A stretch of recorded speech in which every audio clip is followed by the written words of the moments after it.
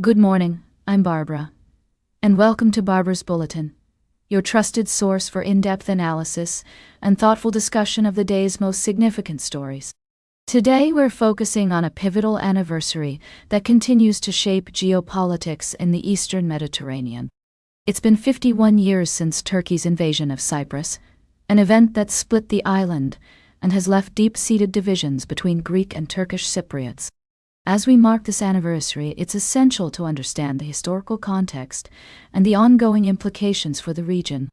The 1974 invasion was triggered by a brief Greece-inspired coup, leading to a military intervention by Turkey. This event resulted in the displacement of tens of thousands of people and the deaths of over 3,000. The legacy of this conflict continues to be felt today, with efforts to reunify Cyprus as a bizonal, bicommunal federation facing significant challenges due to deep-rooted mistrust and competing visions for the island's future. Yesterday, air raid sirens sounded across the southern Greek Cypriot-populated parts of Cyprus at 5:30 a.m., marking the exact time when Turkish troops landed on the northern coast.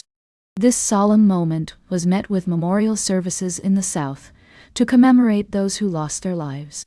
Meanwhile, in North Cyprus, celebrations were held, highlighting the stark contrast in how this anniversary is perceived by the two communities. Turkish President Tayyip Erdogan attended these celebrations, underscoring Turkey's continued support for the breakaway state recognized only by Ankara.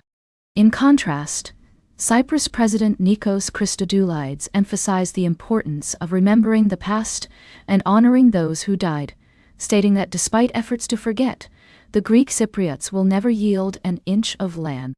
The Turkish Cypriot leader, Ersin Tadar, reflected on the invasion as bringing peace and tranquility, following what he described as the darkest years for Turkish Cypriots. However, this perspective is not universally shared, with many Greek Cypriots viewing the event as a traumatic displacement that has left lasting scars.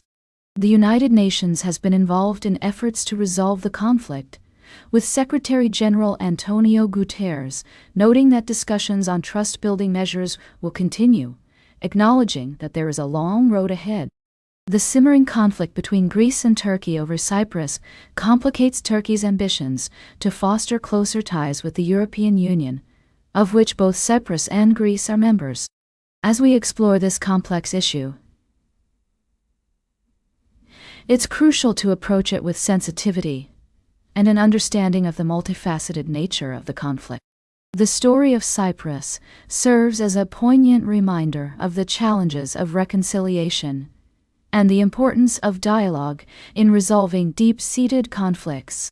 We'll be right back with more of today's top news on Barbara's Bulletin. Welcome back to Barbara's Bulletin. We're glad you're still with us as we dive into the latest developments from around the world. In our middle segment today, we're focusing on a complex and volatile situation unfolding in southern Syria. Reports are emerging of a cautious calm in the city of Suwaida after a week of deadly tribal clashes between Druze fighters, Bedouin gunmen, and government forces. The violence has resulted in over 1,000 deaths and displaced at least 128,000 people, according to the United Nations Migration Agency. To understand the context of this conflict, it's essential to note that tensions between Druze and Bedouin tribes have been simmering for some time. The recent abduction of a Druze merchant on the road to Damascus appears to have been the spark that set off the latest round of violence. Interim President Ahmed al-Shara's government has deployed forces to the city in an attempt to quell the fighting, and a ceasefire was announced on Saturday.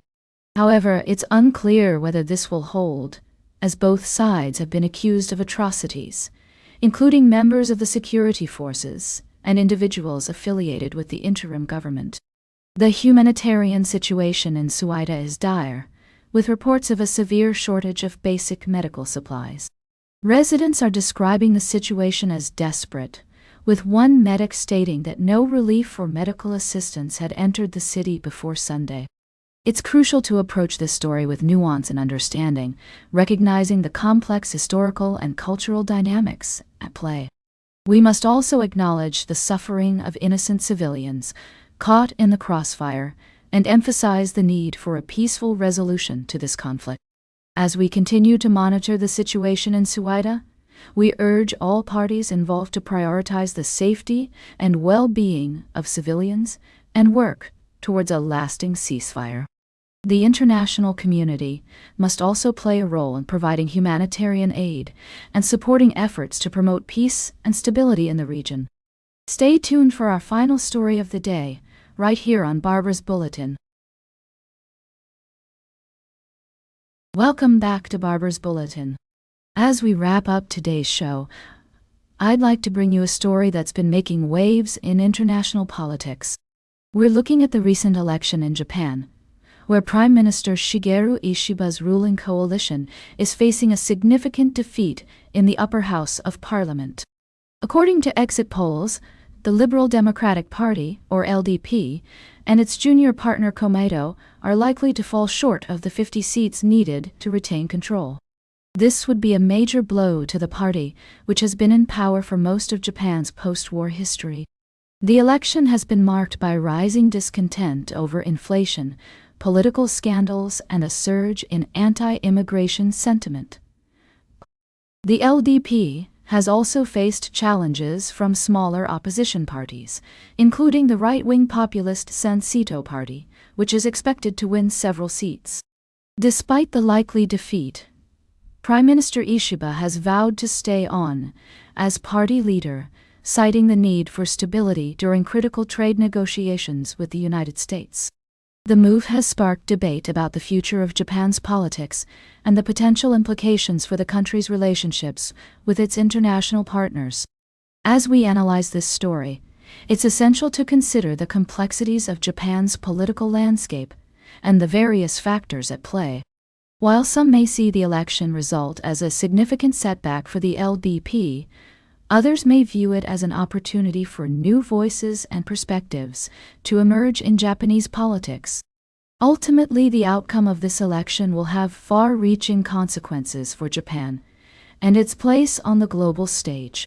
As we continue to follow this story, we'll be keeping a close eye on how the situation develops and what it might mean for international relations and global politics. That's all for today's Barbara's Bulletin. Remember to like, share, and subscribe. And until next time, stay engaged.